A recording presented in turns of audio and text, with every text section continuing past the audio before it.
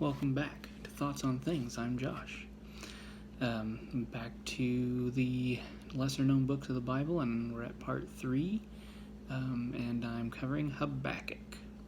This is a really great little book, 3 chapters, and it's a back and forth of the prophet Habakkuk and the Lord God, and it's at the time of the Babylonians, or Chaldeans as they're called. This is after the nation of Israel has fallen. The kingdom of Judah is the only one that's left. And Habakkuk is seeing the wickedness of his own nation. And so at first, he's calling out to God to do something about that. He says, "How long will I call for help and you don't listen, or cry to you about violence and you don't save? Why do you force me to look at injustice or tolerate wrongdoing?" He says this is why the law is ineffective, and the justice never emerges, because the wicked restrict the righteous, and so justice comes out perverted. Here comes God's answer. He says, Look at the nations and observe and be utterly astounded, for I am doing something in your days that you will not believe, even when you hear about it.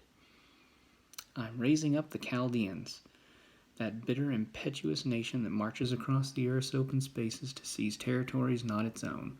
And God goes on to describe the Chaldeans, of how strong and powerful they are, and Habakkuk doesn't like this answer. This is worse than what he imagined. You should listen to what his second prayer is more of a complaint. "Are you not from eternity, Lord my God? My Holy One, you will not die. Lord, you appointed them to execute judgment. You destined them to punish us. Your eyes are too pure to look on evil, and you can't tolerate wrongdoing, so why do you tolerate those who are treacherous? Why are you silent when one who is wicked swallows up one who is more righteous than himself? You've made man like the fish of the sea, like marine creatures that have no ruler. The Chaldeans pull them all up with a hook and catch them in their dragnet and gather them in like in their fishing net. That's why they're glad and rejoice. That's why they sacrifice to their dragnet and burn incense to their fishing net. For by these things their portion is rich and their food is plentiful. Will they therefore empty their net and continually slaughter nations without mercy?" And he doesn't get an answer for a good long while. He has to wait. We only wait for one verse. He just says, "I'll stand guard at my station and at my lookout tower, and I'll watch to see what he'll say to me and what I should reply about my complaint." And then God answers, "Write down this vision, clearly inscribe it on tablets, so that one may easily read it. For the vision is yet for the appointed time. It testifies about the end, and it will not lie. Though it delays, wait for it, since it will certainly come and not be late." And then God acknowledges, yes, his ego's inflated and he's without integrity, but the righteous will live by faith. That sounds familiar, doesn't it? The righteous will live by faith comes from Habakkuk, and yet it's quoted by Paul twice, or arguably 3 times if you think Paul wrote Hebrews, but Romans 1:17, Galatians 3:11, and Hebrews 10:38 is all places where the righteous shall live by his faith, or the just shall live by faith is quoted. And that's really cool, because God's always been in the business of faith and living righteously, and he's never changed.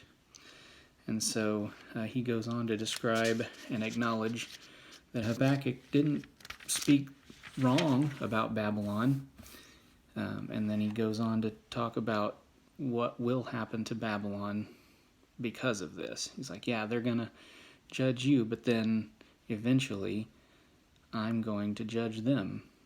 And then he gives 5 woes. Woe to them who amass what is not theirs. Woe to those who dishonestly make wealth for their houses and place their nests on high to escape the grasp of disaster. Woe to them who build a city with bloodshed and found a town with injustice. Woe to them who give neighbors a drink to make them drunk so that they can look upon their nakedness. And woe to them who says to the wood, "Wake up," or to a mute stone, "Come alive." Can it teach? Look, it may be painted or plated with gold and silver, but there is no breath in it at all. But the Lord God is in his holy temple. Let the whole earth be silent in his presence.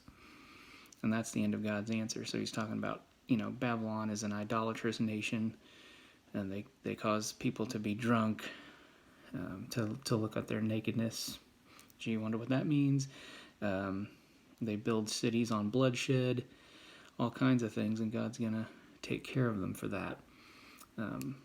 But there's also some good things that happen to Babylon. If you read the book of Daniel, King Nebuchadnezzar repents and turns to God, and before his son Belshazzar takes over, and then Babylon is taken over by the Medo-Persian Empire after that. And in spite of all these great kingdoms rising and falling, God and his people have remained steadfast.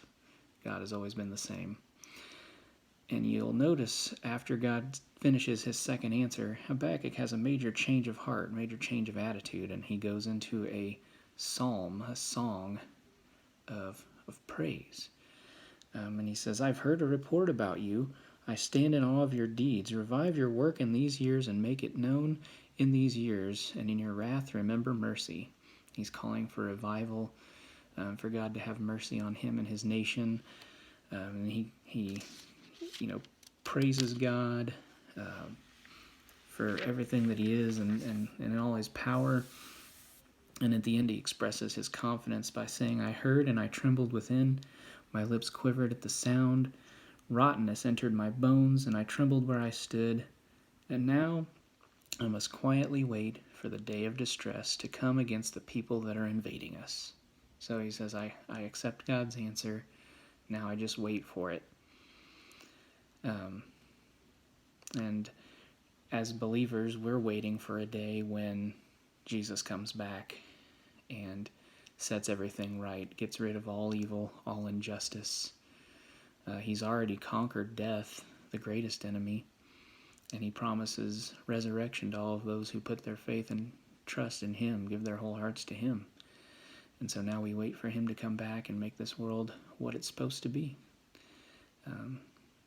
And so I wait in confidence for that now, and just like Habakkuk did, for God to take care of the Israelites and the people that were oppressing them. So thanks again, and I'll come at you with part 4 soon.